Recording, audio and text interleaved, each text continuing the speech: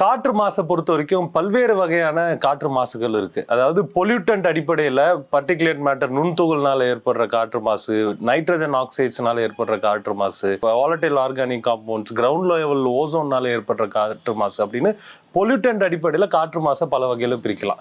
அதே மாதிரி வெளியில இருக்கக்கூடிய ஆம்பியன்ட் ஏர் பொல்யூஷன், வீடுகளுக்குள்ள இருக்கக்கூடிய ஹவுஸ் ஹோல்டு இன்டோர் பொல்யூஷன் அப்படின்ற வகையிலும் நம்ம காற்று மாசை நம்மளால பிரித்து பார்க்க முடியும்.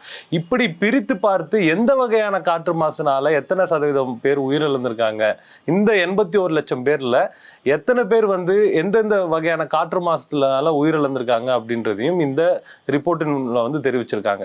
ஸோ இதைப்படி பார்த்தீங்கன்னா 58% மக்கள் பர்டிகுலேட் மேட்டர் அப்படின்ற நுண்துகள் கலந்த காற்றை சுவாசித்ததினால் 58% உயிரிழந்திருப்பதாகவும், கிரவுண்ட் லெவல் ஓசோன் 6% மக்கள் உயிரிழந்திருக்கிறாங்க அப்படின்னு இந்த ரிப்போர்ட் சொல்லுது.